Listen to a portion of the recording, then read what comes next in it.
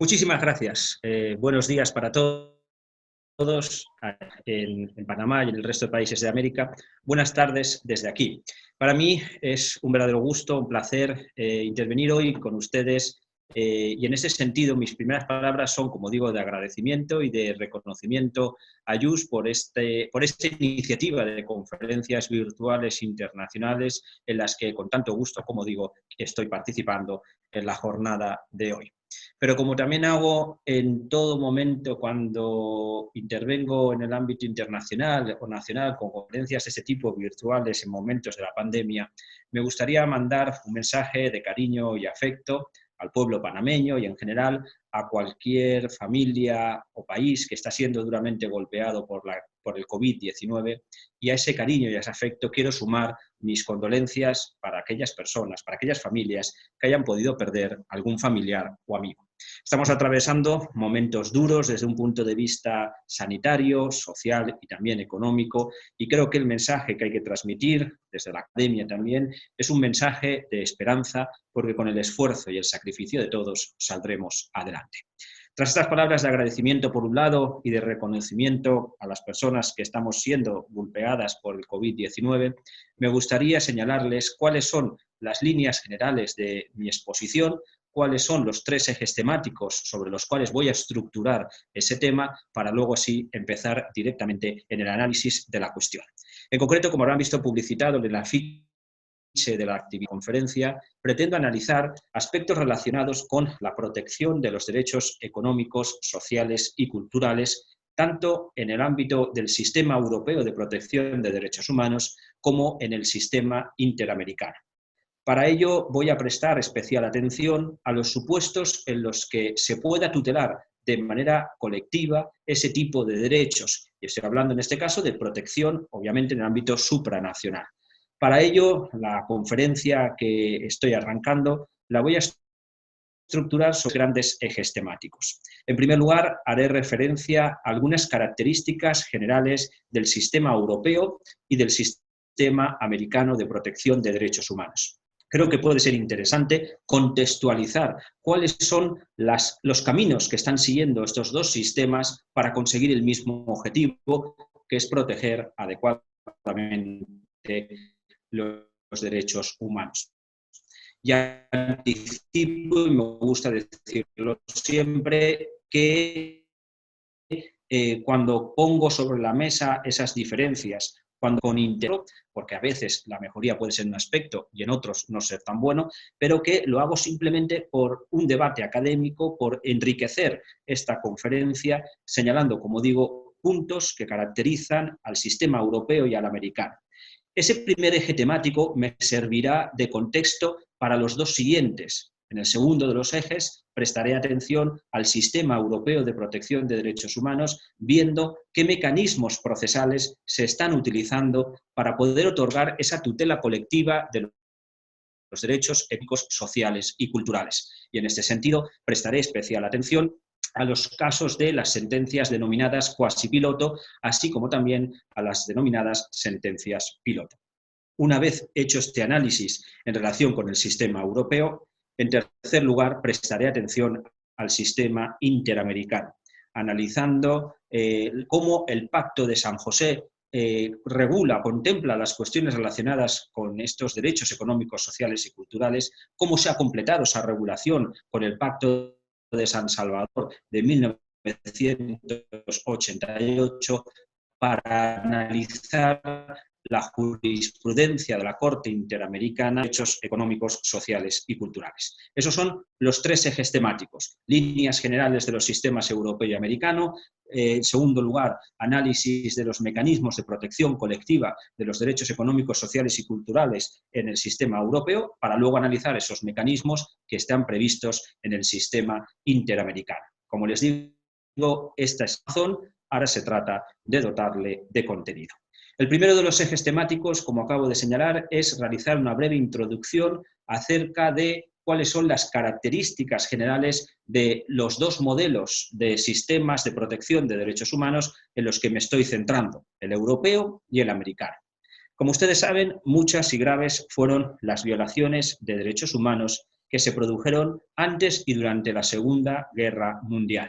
Al término de este conflicto bélico se adquirió conciencia de que era necesario avanzar en dos frentes. Por un lado, en primer lugar, era necesario incorporar a los textos constitucionales, a las constituciones políticas de las naciones, el mayor número posible de derechos fundamentales. Pero ese objetivo no solamente se para en las constituciones, sino que también ese frente que se abre abarca a las convenciones internacionales. Es decir, tras la Guerra Mundial aparecen o florecen, o se aprueban, mejor dicho, diferentes constituciones políticas con un gran número de derechos fundamentales, pero lo que a mí me interesa, puesto que estoy adoptando la perspectiva convencional, nos vamos a encontrar con el acuerdo o el convenio, mejor dicho, de Roma de 1950 de Derechos Humanos y Libertades Fundamentales, que es el convenio que me va a servir de referencia en el continente europeo, pero en el ámbito americano, como ustedes saben mejor que yo, está vigente el Pacto o Convención de San José de 1969, que también me va a servir de referencia para todo el contexto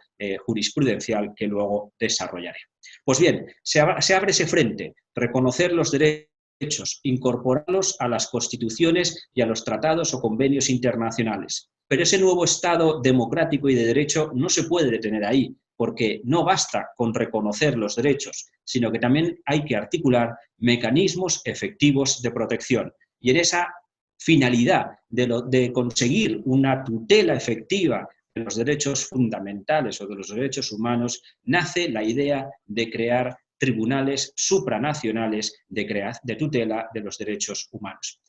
Creo que esta idea es clave, es decir, ahora damos por sentado y entendemos como algo normal que exista el Tribunal Europeo, que exista la Corte Interamericana o en su caso la africana, a la que no he hecho referencia. Pero no perdamos de vista que el nacimiento del primero de esos tribunales y encadena el interamericano y el africano ponen de manifiesto una crisis del modelo clásico de justicia. Esa justicia clásica limitada a las fronteras territoriales de los estados, no había sido suficiente o no había tenido la entidad suficiente para proteger los derechos humanos. Por eso nació el Tribunal Europeo, por eso entró en funcionamiento y nació también la Corte Interamericana y la Corte Africana. Pues bien, en el ámbito europeo, en 1948, una veintena de estados europeos comenzaron las negociaciones para crear en el continente europeo una institución llamada a velar por la protección y el reconocimiento de los derechos humanos. Un año después, en 1949, se firmó el Tratado Constitutivo del Consejo de Europa.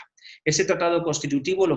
firmaron 12 estados. 20 empezaron las negociaciones, pero finalmente solo 12 los firmaron. Pero quiero indicarles que a día de hoy hacen parte del sistema, integran el Consejo de Europa 47 estados europeos. Arrancaron con 12, ahora hacen parte 47. Les doy un dato adicional. Europa está integrada por 50 estados, por lo tanto, si hacen parte del mismo 47, es fácil sacar la resta y señalarles que solamente 3 estados europeos están fuera del sistema europeo de protección de derechos humanos. Bielorrusia, Kazajistán y Ciudad del Vaticano son esos 3 estados que no hacen parte del sistema. Teniendo presente esto, una de las características propias del sistema europeo es que cuando los estados firman o ratifican el Convenio de Roma de 1950, atribuyen automáticamente jurisdicción al Tribunal Europeo de Derechos Humanos. Creo que es importante que tengan presente esto porque, como ustedes bien saben, en el sistema interamericano la firma o la ratificación del Pacto de San José no supone automáticamente el reconocimiento o la atribución de jurisdicción a la Corte Interamericana, sino que es necesario una nueva declaración de voluntad del Estado atribuyendo esa jurisdicción. Es interesante también compartirles en esta nota introductoria, en este primer eje temático introductorio, que, si se acuerdan, hace un momento les he dicho que el Consejo de Europa, está integrado por 47 estados. Pues bien, esa composición del Consejo de Europa influye en la composición de diferentes organismos de esta institución, entre otras el Tribunal Europeo de Derechos Humanos. Para que ustedes me puedan entender, este órgano jurisdiccional supranacional está integrado por 47 magistrados. Es un tribunal permanente con sede en Estrasburgo, integrado, como les señaló, por 47 magistrados. Confronten esta realidad con la de la Corte Interamericana, que, como saben, tiene su sede en San José, que lleva a cabo sus sesiones también itinerantes en otras ciudades del continente americano y que está integrado por 7 magistrados. Esos 7 magistrados de la Corte actúan en pleno siempre, es decir, el Pleno de la Corte ejerce funciones jurisdiccionales. Sin embargo, el Pleno del Tribunal Europeo de Derechos Humanos no tiene funciones jurisdiccionales. Es decir, dicho con otras palabras, los 47 magistrados nunca sesionan en pleno para resolver las demandas por violación de derechos humanos contra Estados. El Tribunal Europeo funciona normalmente en salas integradas por 7, y a veces también en comités integrados por 3 magistrados. Cuando se trata de asuntos reiterativos, es decir, de asuntos que se puedan resolver con jurisprudencia consolidada por parte del Tribunal Europeo de Derechos Humanos, se implica solamente a 3 magistrados en vez de a 7. Pero la regla general es que, como ven, tanto la Corte Interamericana viene en pleno con sus 7 magistrados en el Tribunal Europeo en las salas de 7, el número es el mismo a la hora de resolver la mayoría de los asuntos. Ahora bien, hay una diferencia importante también entre los modelos, para ir cerrando este aspecto introductorio, en el sentido de que esas sentencias dictadas por las salas de 7 magistrados del Tribunal Europeo de Derechos Humanos pueden ser susceptibles de impugnación ante la denominada Gran Sala. Esa gran sala está integrada por 17 magistrados.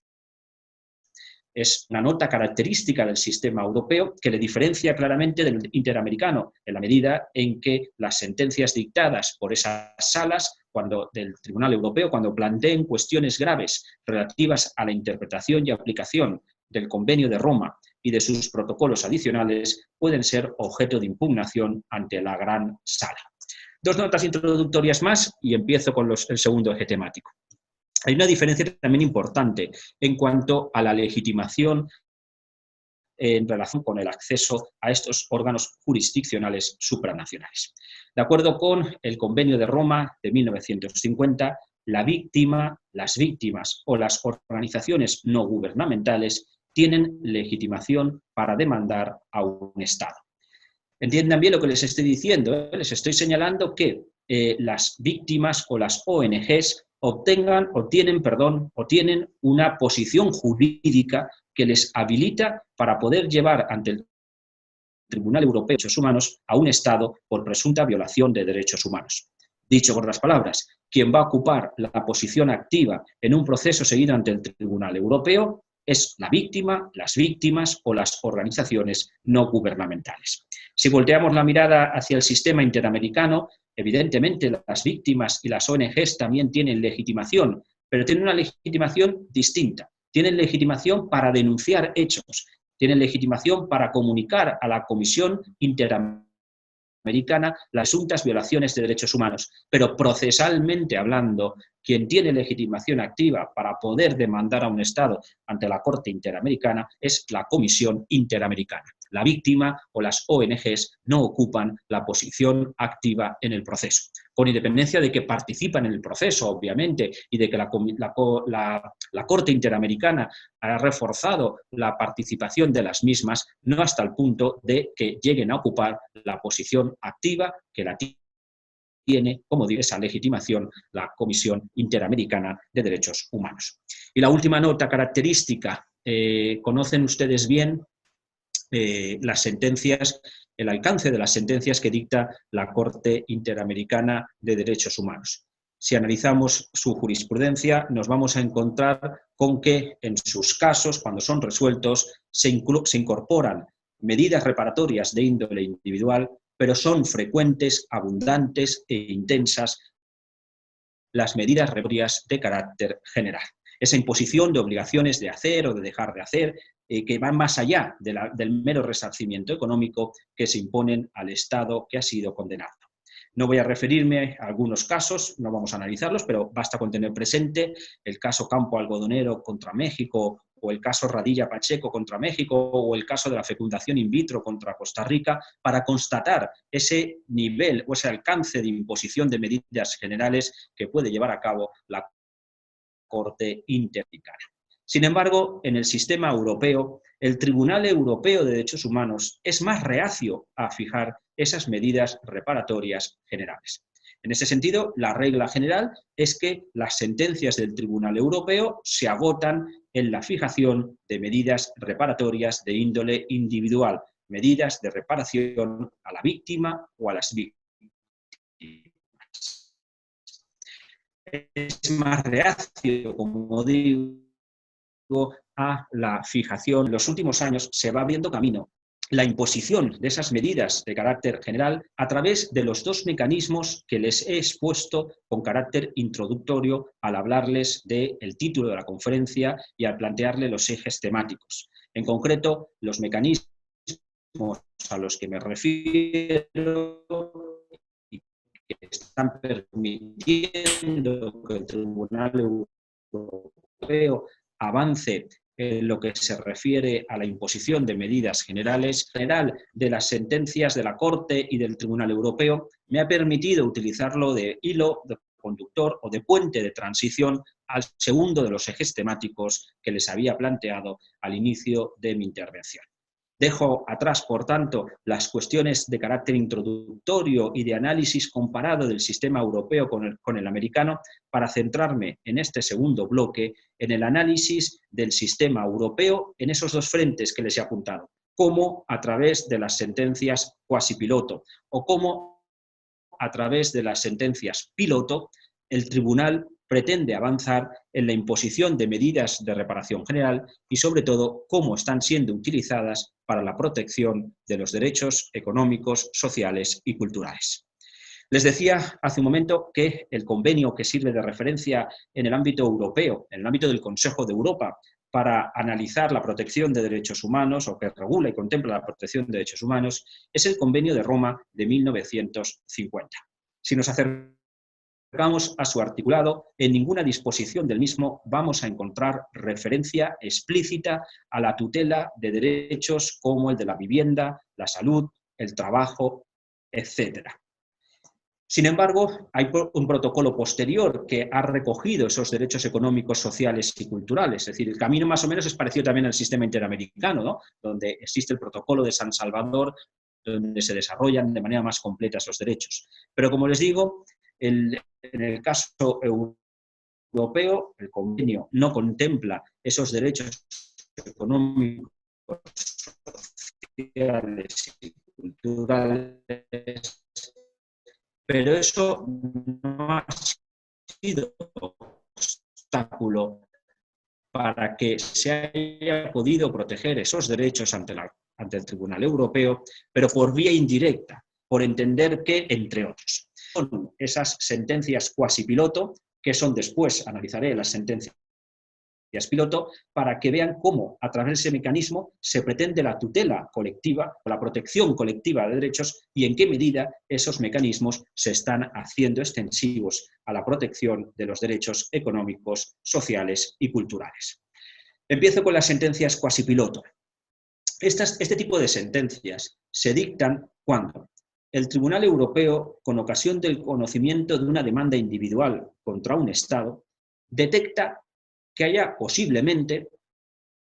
un fallo estructural o un fallo sistémico que pueda estar generando una violación masiva de derechos humanos. Y el Tribunal Europeo decide que esa sentencia juegue el papel propio de una sentencia en litigio estratégico, es decir, que sirva de referencia para poder incorporar en el fallo medidas reparatorias que puedan corregir ese fallo estructural o sistémico en el ordenamiento jurídico o en la práctica judicial o administrativa del país. Posiblemente habrá violaciones masivas de derechos humanos, pero estas violaciones masivas aún no están aflorando, aún no están llegando al Tribunal Europeo, pero sí hay una, por lo menos, de la que el tribunal intuye que pueda existir ese fallo estructural o sistémico que justifique la imposición de medidas reparatorias generales en el fallo o en la parte dispositiva de la sentencia. Pues bien, como les decía, esta sentencia está sirviendo para abrir camino a la imposición de medidas generales y sobre todo lo que me interesaba, porque es el hilo conductor de la conferencia, está permitiendo la protección efectiva de derechos económicos, sociales y culturales que no están reconocidos expresamente en el Convenio de Roma de 1950.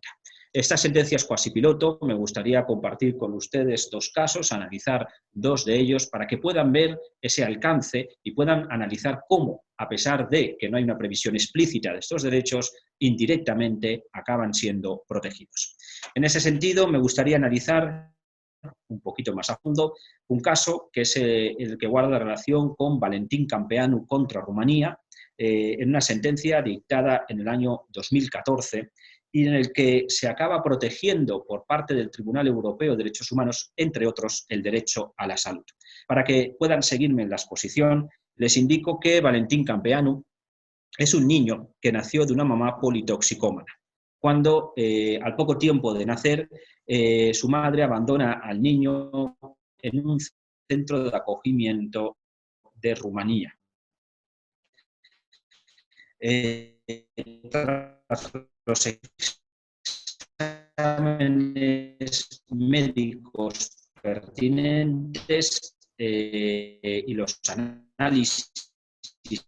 que se le practicó en ese centro de acogimiento de menores y después en un centro de mayores, no recibió la asistencia médica necesaria para las graves enfermedades que padecía. De igual modo, tampoco tuvo asistencia alimenticia en condiciones para evitar que la situación suya empeorara y vivía además en una habitación en condiciones infrahumanas, en un pequeño camastro, incluso sin cobijas para poderse proteger del frío invierno. ¿Cómo sabemos esta realidad? Pues porque antes de contarles esto, Valentin Campeanu, con 19 años de edad, falleció. Evidentemente, esta situación infrahumana en la que vivía motivó que sus enfermedades se agravaran y que acabara perdiendo la vida. Les decía, ¿cómo sabemos que vivía Valentin Campeanu en estas circunstancias? Pues les comparto que unos meses antes de su fallecimiento hubo un representante de una organización no gubernamental que visitó este centro de acogimiento en el que estaba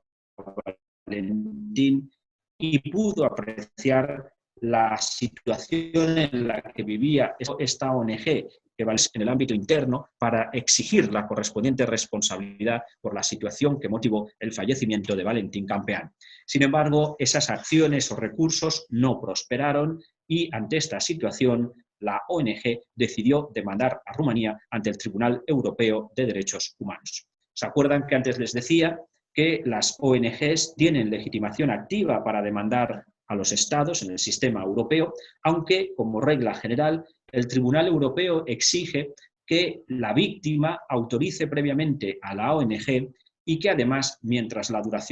se dé la duración del proceso, víctima y ONG mantengan una comunicación real y fluida. Si no se dan estos dos condicionantes, como regla general, no se admite la legitimación de las ONGs. Sin embargo, estas dos condicionantes no se dieron en este caso y eso fue aprovechado por Rumanía para alegar en su contestación a la demanda que la demandante carecía de legitimación.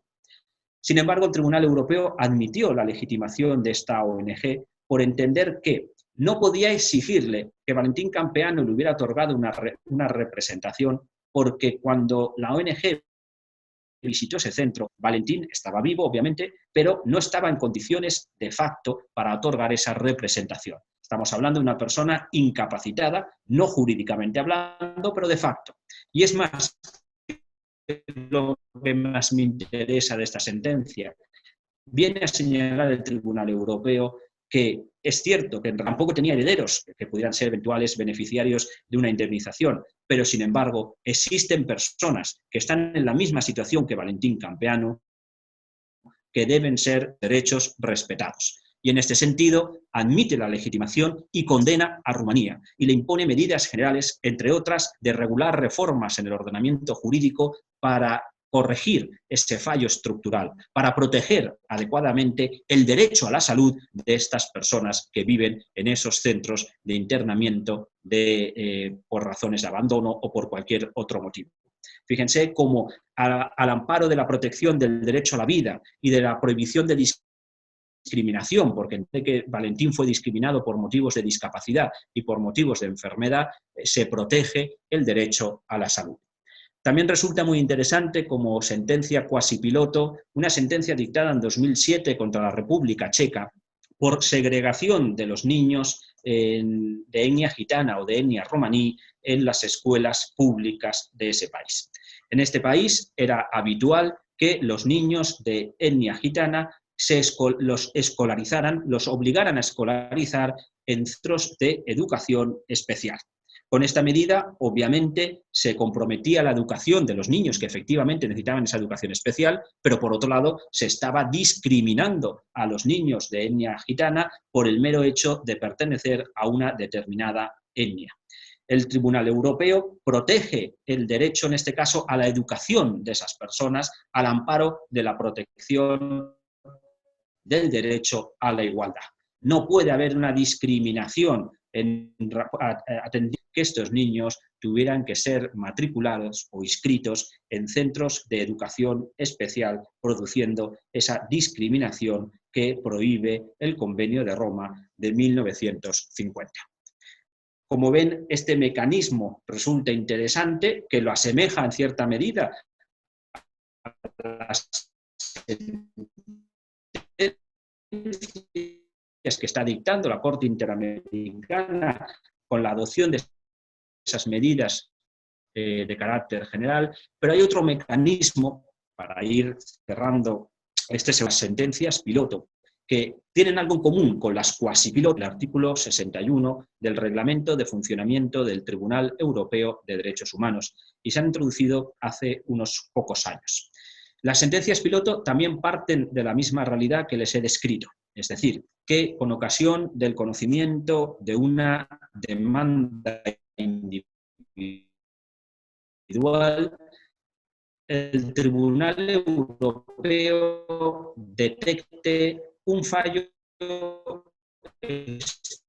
estructural o sistémico en el ordenamiento jurídico, acción pública o en la actuación de los órganos judiciales, pueda estar produciendo una violación masiva.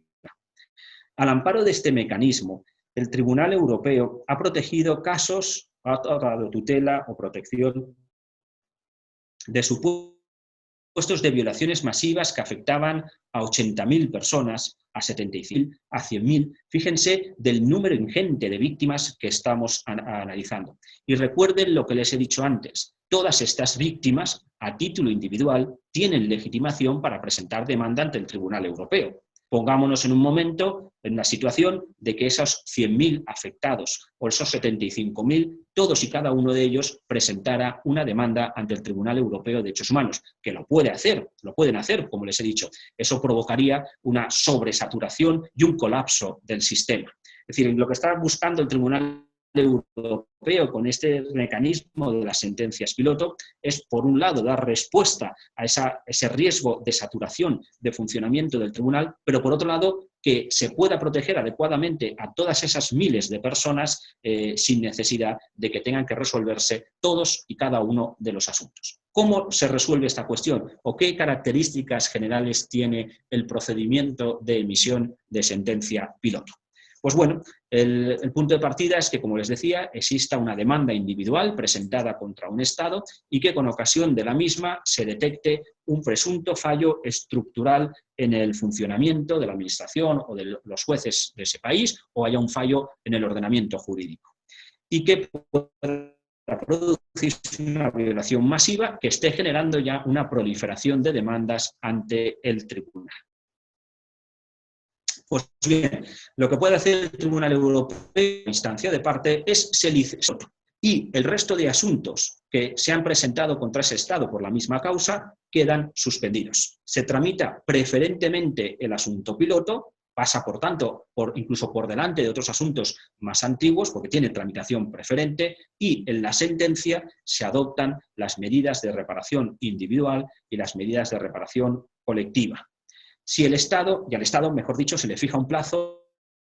para que lleve a cabo esas reformas legislativas o para que elimine los fallos estructurales o sistémicos. Si el Estado en ese plazo lleva a cabo esas reformas, hemos conseguido que de cara al futuro no se sigan produciendo violaciones masivas de derechos humanos.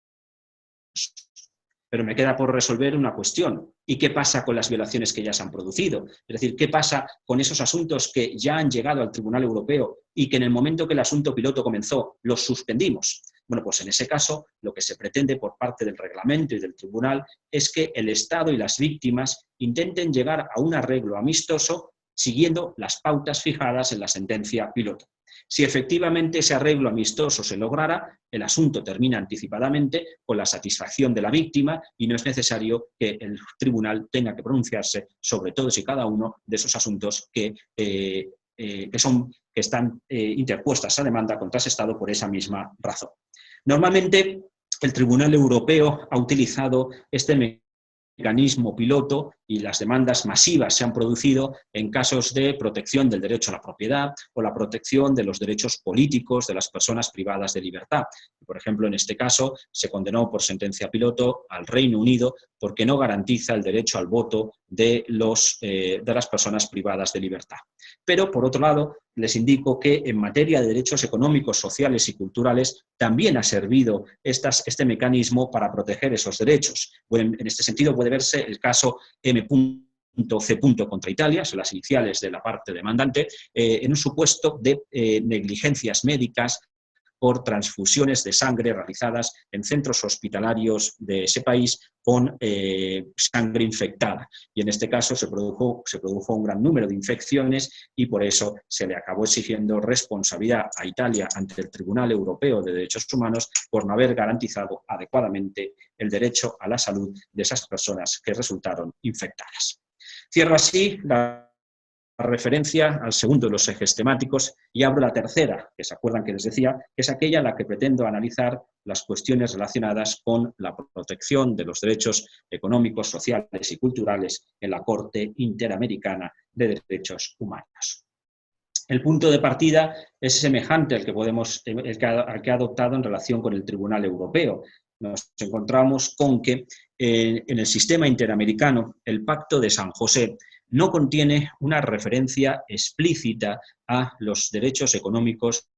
sociales y culturales. No están tipificados, mejor dicho, esos derechos de igual modo que los que sí que se contemplan. Pero a diferencia del Convenio de Roma, sí que tiene un artículo, el artículo 26, que está en el capítulo 3 de la parte primera del Pacto de San José, en donde sí que se refiere, en un solo artículo, como digo, el 26, a que los estados tienen la obligación de promover, amparar, desarrollar los derechos de carácter económico, social y cultural. Es decir, no hay una tipificación de los mismos, pero sí una referencia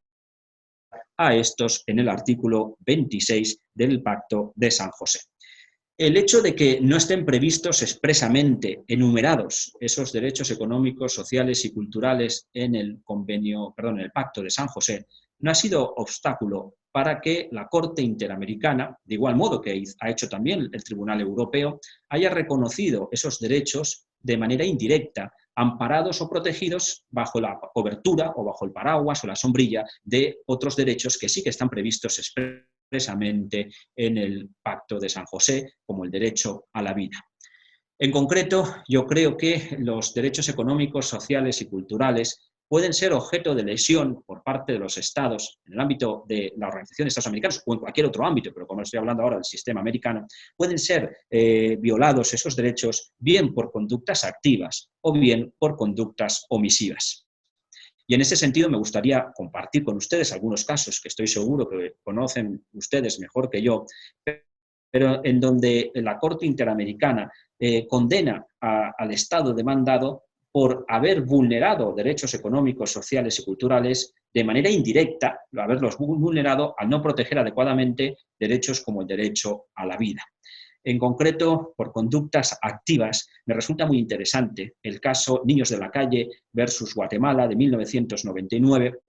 en donde, como saben, 5 niños que vivían en la calle en situación de extrema pobreza, sin acceso a la educación,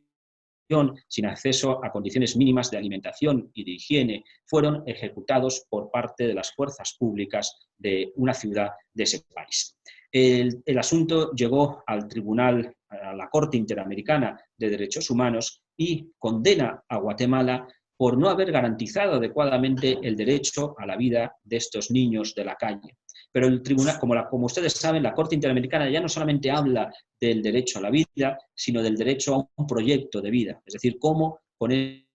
esa ejecución de los niños se produjo la frustración de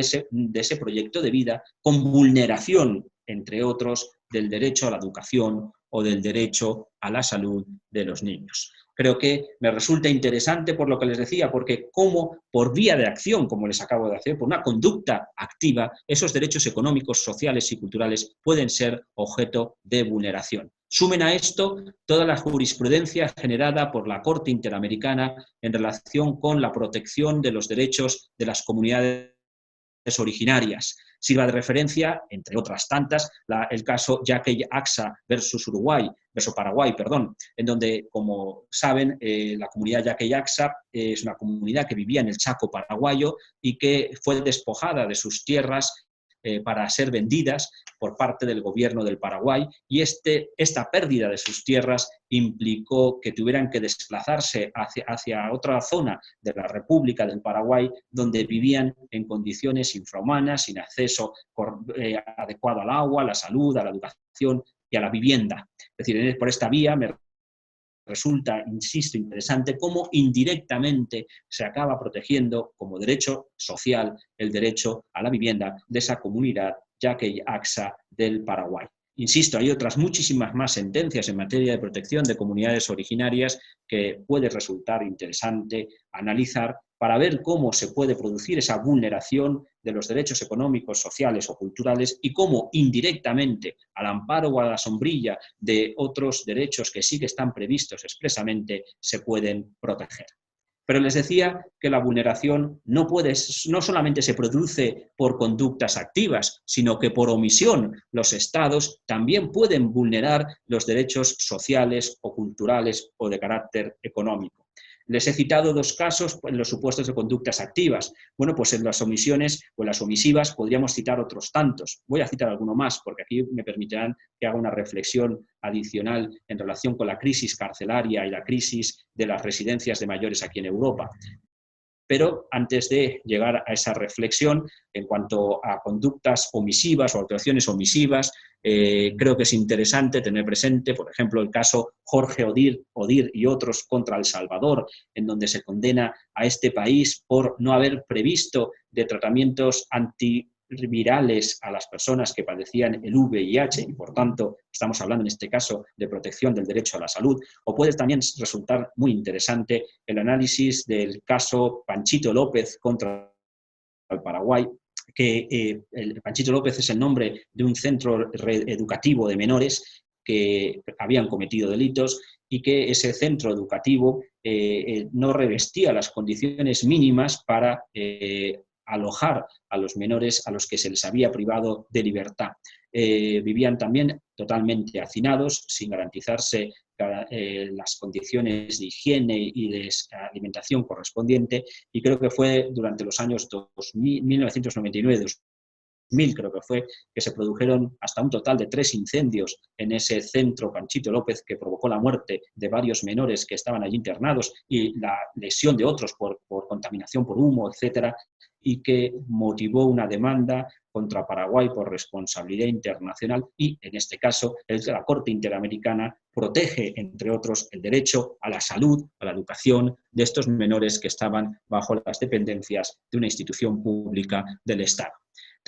También por responsabilidad por no cumplir con la obligación de garantía de la vida y de la salud y de la educación de las personas que están bajo las dependencias de instituciones o dependencias que controla una nación. Puede citarse, por ejemplo, el caso Ximénez López contra Brasil de 2014, en donde es condenado ese país por no haber respetado o no haber garantizado la vida de una persona en situación de discapacidad que se encontraba en una casa de reposo. O luego también las medidas provisionales adoptadas en el caso Sá Carvalho contra Brasil, el más reciente este caso, en donde se condena a Brasil porque las cárceles del estado de Río de Janeiro no reúnen las condiciones necesarias para que las personas respeten su dignidad humana. La superpoblación carcelaria, desde mi punto de vista, es un fallo estructural o sistémico que se da en muchos países y eso, como les decía, me permite hacer una reflexión, porque ustedes saben, y ahí en el continente americano, también aquí en Europa ha pasado, que los centros penitenciarios se han convertido, ahora en el momento de pandemia, en puntos especialmente sensibles en la medida en que se está produciendo, se puede producir una potenciación de la transmisión del virus del COVID-19 precisamente por esa falta de higiene y por ese hacinamiento en las cárceles o centros penitenciarios. En Perú se han producido diferentes revueltas, en Colombia hay un centro penitenciario en el departamento de Meta, por ejemplo, donde se están ya produciendo esos fallecimientos e infecciones no solamente de los presos, sino también del personal o funcionario de prisiones y que evidentemente nos tiene que hacer llevar a la reflexión de que si en ese contexto en el que estamos hablando, esos casos de responsabilidad a los estados por no proteger adecuadamente la vida o la salud de las personas, como el caso Panchito López, del que les hablaba, si podríamos hacer una extrapolación a todos estos supuestos de infección a gran escala del COVID-19 en esos centros penitenciarios. Es verdad que estoy ahora en el eje temático relacionado con el sistema americano, pero me permitan que por un momento vuelva a Europa, porque creo que esta misma reflexión sobre los centros penitenciarios nos la tenemos que hacer aquí en el continente en relación con las residencias o centros de mayores. Ustedes saben que el COVID-19 ha golpeado muy tristemente y muy duramente a las personas mayores en Europa. Son muchos o bastantes que viven en centros de mayores y en centros geriátricos y se ha ensañado el COVID-19 cruelmente con este colectivo. Sobre esta cuestión he hablado en otras conferencias, pero la reflexión que me hago es si efectivamente estamos protegiendo adecuadamente el derecho a la salud de los mayores o si estamos discriminándoles por motivos de edad. Simplemente les llamo la atención sobre un dato estadístico, tristemente es de mi país, aunque no es un mal solo de mi país, pero en mi país llama extraordinariamente la atención que casi el 70% de los fallecidos por COVID-19 en mi país sean personas mayores en centros de mayores o en centros geriátricos. Y estoy hablando de miles, no estoy hablando de 100 o de cientos, estoy hablando de 15.000 o 16.000 personas, no tengo actualizados los datos a día de hoy, pero estamos hablando de una cantidad que llama tristemente la atención. Vuelvo al ámbito americano y les estaba contando las cuestiones relacionadas con la posible vulneración de los derechos económicos, sociales y culturales por conductas activas o omisivas, pero por vía indirecta, porque el tribunal, o la Corte Interamericana, mejor, ha permitido esa tutela indirecta de esos derechos al amparo de otros que sí que están convencionalizados en el Pacto de San José. Sin embargo, no hay que perder de vista que en esta materia la Corte Interamericana recientemente ha ido más allá y ya ha empezado a hablar de, y está sosteniendo, la posible tutela o justicialidad directa de estos derechos económicos, sociales y culturales. Ya no hablamos de que podamos pedir su tutela al amparo de otros derechos que sí que están convencionalizados en el Pacto de San José, sino que estamos hablando de que directamente pueda pedirse la protección del derecho a la salud, del derecho en materia laboral, del derecho a la vivienda o del derecho a la educación. ¿Y por qué se abre esa brecha que le permite a la Corte Interamericana ir más allá? ¿Se acuerdan que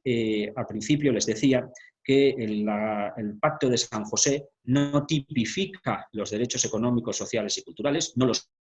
contempla, no los convencionaliza uno por uno, pero sí que el artículo 26 hace mención a la obligación que tienen los Estados de proteger y potenciar esos derechos económicos, sociales y culturales. Pues bien, en el año 2009, en el caso Acevedo, Buendía y otros contra Perú, la Corte Interamericana ya deja sobre la mesa esa posibilidad de que, al amparo de lo previsto en el artículo 26 del Pacto de San José, pudiera plantearse la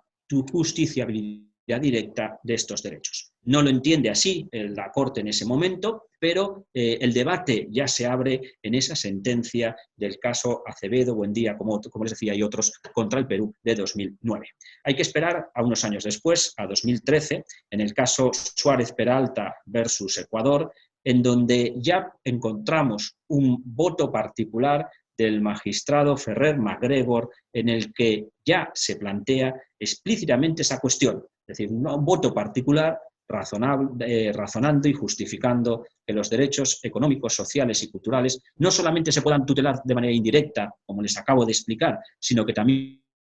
puedan tener un acceso directo a la Corte Interamericana de Derechos Humanos. Pocos años después, en el caso González-Yuí contra Ecuador, será otro paso más, porque ya no es solamente un magistrado el que sostiene esta posición, sino que en ese caso González-Yuí contra Ecuador ya encontramos hasta 3 votos particulares, el del Ferrer MacGregor, el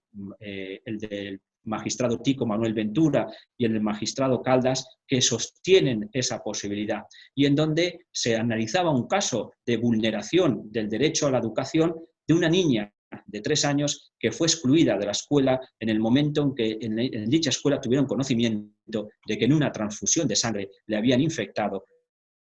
del virus del VIH. En este caso, la Corte Interamericana protege de manera indirecta ese derecho a la salud, pero ya encontramos, como les digo, esos 3 magistrados que en sus votos sostienen que podría haberse entendido tutelable el derecho a la salud y los derechos económicos, sociales y culturales por vía directa al amparo de lo previsto en el artículo 26. Pero la sentencia clave en todo este proceso evolutivo la encontramos en el caso Lagos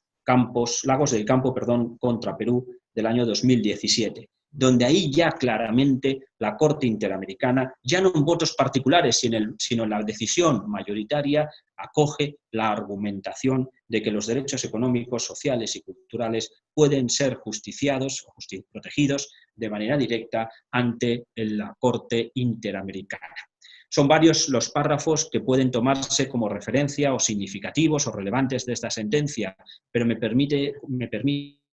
que les comparta 2. El párrafo 141 y el párrafo 142 son claves a tener muy presentes en los diferentes países del continente americano, en la medida en que el primero de los párrafos que les he dicho, el 141, señala que los derechos económicos, sociales y culturales están al mismo nivel en cuanto a su protección y reconocimiento que el resto de derechos, que los derechos políticos y de otra naturaleza. Es decir, que todos esos derechos tienen que entenderse como un todo,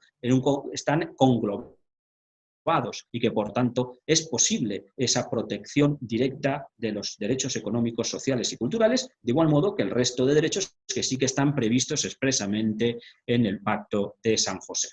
El párrafo siguiente, el 142, es el que nos realiza esa argumentación, esa fundamentación de por qué. Y en este punto tenemos que volver de nuevo al artículo 26 del Pacto de San José, que se acuerdan que les he dicho, que es el que establece la obligación de que los estados potencien, impulsen las políticas de protección de los derechos económicos, sociales y culturales, y en ese párrafo se pone de manifiesto que ese artículo 26 se encuentra ubicado en el capítulo 3 de la parte primera del pacto, y que, por tanto, está afectado por lo previsto en el artículo 1, apartado primero, y en el artículo 2 del Pacto de San José. Y, por lo tanto, los estados están obligados a protegerlo y, por lo tanto, en la medida que están obligados a protegerlo, las personas pueden pedir a la Corte, en este caso a la Comisión, y luego a la Comisión a la Corte, la protección directa de los derechos económicos, sociales y culturales. Claro, analizando estas cuestiones y preparándome esta conferencia, ya estoy en la recta final, a mí me ha surgido la cuestión de que ustedes saben que hay muchos países que su regulación interna no contempla los derechos económicos, sociales y culturales al mismo nivel que los derechos tradicionales o los derechos de primera generación. Ese tipo de derechos de primera generación son los que se pueden solicitar su tutela o amparo directa ante los tribunales ordinarios, ante los tribunales constitucionales y, en su caso, después ante la Corte Interamericana de Derechos Humanos. Pero nos podemos encontrar con países que en su ordenamiento interno no contemplen la posibilidad de justiciabilidad directa de los derechos económicos, sociales y culturales. ¿Cómo puede resolverse este planteamiento con el que les acabo de decir expresado en la sentencia Lagos del Campo versus Perú de 2017? Pues yo creo que recurriendo al mecanismo de tutela colectiva de los derechos humanos que ha consagrado la Corte Interamericana. Me refiero al denominado control de convencionalidad. Este mecanismo, que arranca de un voto particular del magistrado García Ramírez en el caso Almonacid y Arellanos y otros contra Chile, ha ido evolucionando y ha sido recogido en otras sentencias como Los Altos y la Cantuta contra el Perú, o el caso de trabajadores cesados del Congreso contra el Perú, pero que yo creo que su consagración máxima, por lo menos a día de hoy, puede entenderse con el caso Herman versus Uruguay. Los jueces de las naciones del sistema interamericano y a sus funcionarios a velar por la protección de la superioridad del derecho convencional sobre el nacional. Y en ese sentido, entiendo que esas dificultades internas que pudiera encontrarse en algún país podría resolverse aplicando ese control de convencionalidad, a la vista de que el control de convencionalidad también exige tener presente no solo lo que dice el Pacto de San José, sino la jurisprudencia generada por la Corte Interamericana de Derechos Humanos. Termino así la exposición habiendo recorrido las diferentes cuestiones que les planteaba, comparando y confrontando los sistemas europeo y americano, pero con la idea de subrayarles que el objetivo es el mismo, tanto en el sistema europeo como en el americano. Lo que se persigue es proteger los derechos humanos, pero lo que quería señalarles es que para lograr ese objetivo, en ambos sistemas se están siguiendo caminos distintos, pero en definitiva lo importante es que el objetivo, como les decía, es ese, que nacía, y decía antes en mi intervención, que la Segunda Guerra Mundial supuso el nacimiento de un nuevo modelo de Estado democrático y de derecho asentado sobre el pilar de la dignidad de la persona, sí, pero yo creo que a día de hoy nos encontramos en un momento histórico, en esta crisis del COVID-19, que cuando pase nos deberá llevar a una reflexión y a que nazca un nuevo modelo de Estado, donde a ese concepto de Estado de derecho y democrático le añadamos un tercer pilar, que es el de los derechos económicos, sociales y culturales. Gracias por su atención.